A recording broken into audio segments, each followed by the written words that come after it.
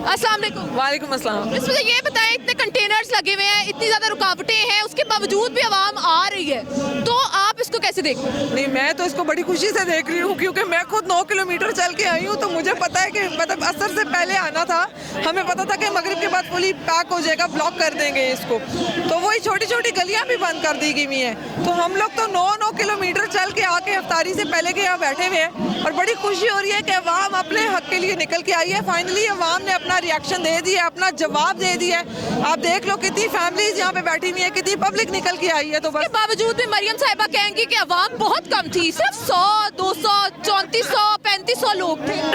मरियम के अलावा एक हमारी वो साफ़ी भी है, लिफाफी साफ़ी गरीदा मैडम, जिनको हमेशा काली जगह नजर आ जाती है। तो मैंने ना आज काफ़ी सारी वीडियोस बनाई है, मैं गरीदा फारूकी को टैग करके जो है वो लगाऊंगी कि प्लीज़ मुझे इसमें से खाली जगह ढूंढ के दिखा दे। हाँ, वो एक ग्राउंड है पीछे की साइड पे जहाँ कीचड़ है, पानी बहुत ज़्यादा है, तो वो खाली है। बाकी ये राइट लेफ्ट जहाँ भी आप देखें बहुत पब्लिक है। तो मैं गरीदा बीबी को टैग करके लगाऊंगी कि उनको खाली जगह ज़रा नजर आ जाए कि कितनी आवाम निकली है। 1 करोड़ रुपया अगर आपको मरियम बीबी ऑफर करे और कहें कि आ जाए भी हमारी पार्टी में, तो चली जाएंगी? नहीं, मरियम बीबी ने 1 करोड़ रुपया तो मेरा चुराया हुआ है ना। पहले मेरे चुराए हुए पैसे तुमने मुझे देने हैं, क्यों बीबी? पहले तो तुम मुझे हिसाब दो, तुम्हारे पास 1 करोड़ रुपया कर क्या रहा है? तुम्हारे पास 1 करोड़ रुपया आया कैसे? तुमने तो एक दिन नौकरी नहीं की, तो तुमसे मैं 1 करोड़ रुपया क्यों लूँ? अगर तुमने नौकरी की होती, अपने हक हलाल की कमाई खाई होती, फिर तुम आती मुझे कोई ऑफर करती और मैं देखती कि वो मेरे मुल्क के मफाद में, मेरे घर के मफाद में है, मेरे मफाद में, तो मैं तुम्हें अपनाती।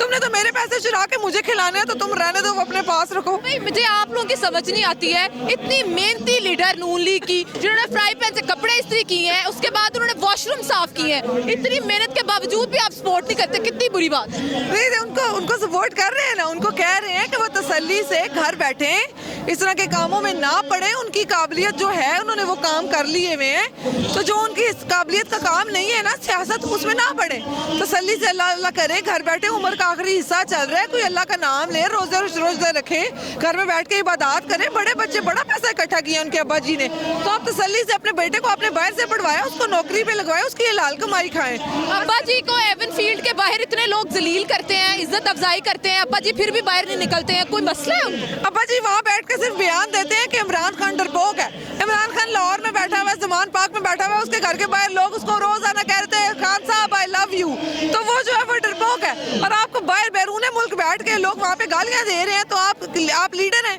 मतलब अब्बा जी का तो कोई ज़हनी मसला है ना, अब्बा जी तो चेक कराने वाले हैं, तो फिर अब्बा जी का तो इलाज कराए। अब्बा जी तो मेरा ख्याल है देखचों में ना वो पायशा खा के अब्बा जी का ज़हनी तवाज़ुन जा चुका है, अब्बा जी को भी आराम की जरूरत है। अच्छा, आपको क्यों लगता है कि खान साहब भी मुल्क बचा सकते हैं?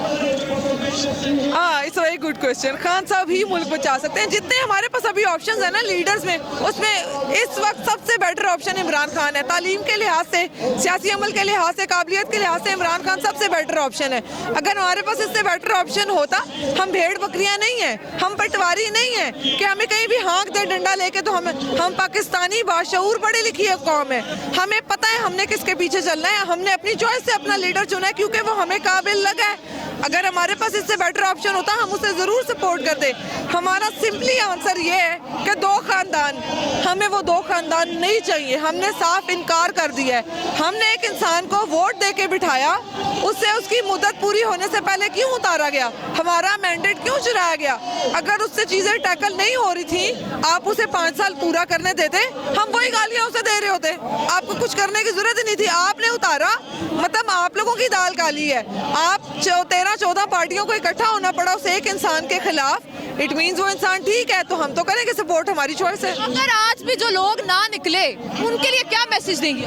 ऐसी बहुत सारी अवाम है, फैमिलीज हैं जो निकली हैं, और बहुत दूर दूर तक रास्ते बंद होने की वजह से वो कॉल्स करके, मैसेज करके बता रहे हैं यार के रास्ते बंद हैं, यहाँ से भी नहीं आ पा रहे, और पैदल नहीं आ सकते, उसमें बुजुर्ग भी हैं, तो उन लोगों को कुछ भी नहीं कह सकते। उनकी गालियाँ भी इसी हुकूमत को पड़ती हैं, उनकी गालियाँ भी इन्हीं लोगों को पड़ती हैं, क्योंकि इन्होंने इतने दूर दूर तक रास्ते। इनकी नाकामी का सबसे बड़ा सबूत ये है कि इनको आज गली चौराहे भी बंद करने पड़े हैं। अगर ये ना करते, खोले रास्ते, देखें आवाम आती है या नहीं आती। अभी अगर इतना हजूम है, तो मैं सोच रही हूँ कि सारा रास्ता खुला होता तो इनका क्या हशर होता। Thank you.